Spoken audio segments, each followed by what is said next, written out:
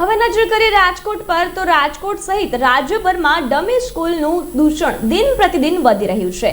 ત્યારે થોડા સમય અગાઉ જ રાજકોટના શાળા સંચાલકોએ એ જ શિક્ષણ વિભાગમાં ફરિયાદ સ્વરૂપે રજૂઆત કરી હતી, જેમાં ડમી સ્કૂલના દૂષણને નાથવા જણાવ્યું હતું। જેના આધારે શિક્ષણ બોર્ડની એક ટીમે ગુરુવારે રાજકોટમાં નકલી સ્કૂલ શોધવા સરપ્રાઇઝ ચેકિંગ હાથ ધર્યું હતું, પરંતુ આ ટીમને કશું જ શંકાસ્પદ મળ્યું ન હોવાનું જાણવા મળ્યું છે। બોર્ડની ટીમે શાળામાં હાજરી, રજીસ્ટ્રેશન, ફી સહિતની બાબતોની તપાસ કરી હોવાનું જાણવા મળ્યું છે। રાજકોટ જિલ્લામાં નકલી શાળાઓ ધમધમતી હોવાની થયેલી ફરિયાદના આધારે શિક્ષણ બોર્ડની ટીમે શહેરના જુદા જુદા વિસ્તારમાં આવેલી શાળાઓમાં સરપ્રાઇઝ ચેકિંગ કર્યું હતું। બોર્ડની ટીમે સ્થાનિક શિક્ષણ તંત્રને પણ સાથે રાખ્યું ન હતું અને માત્ર ટીમના સભ્યોએ જ પોતાની રીતે ચેકિંગ કર્યું હતું।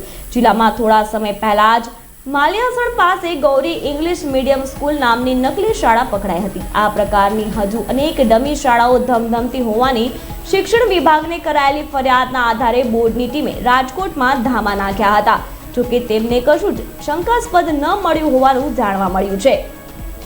ગાંધીનગર સુધી થયેલી ફરિયાદના આધારે ચેકિંગ આવતા ખાનગી શાળા સંચાલકોમાં ફફડાટ ફેલાયો હતો।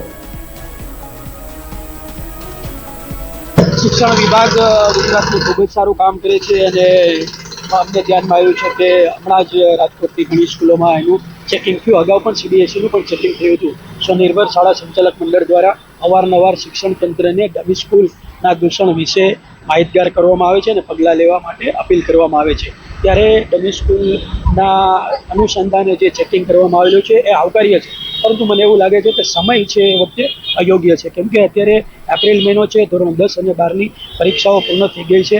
ત્યારે જો ફિઝિકલી કોઈ શાળાનું ચેકિંગ કરવામાં આવે તો ત્યાં વખતે આ પ્રકારના ડમી વિદ્યાર્થીઓ છે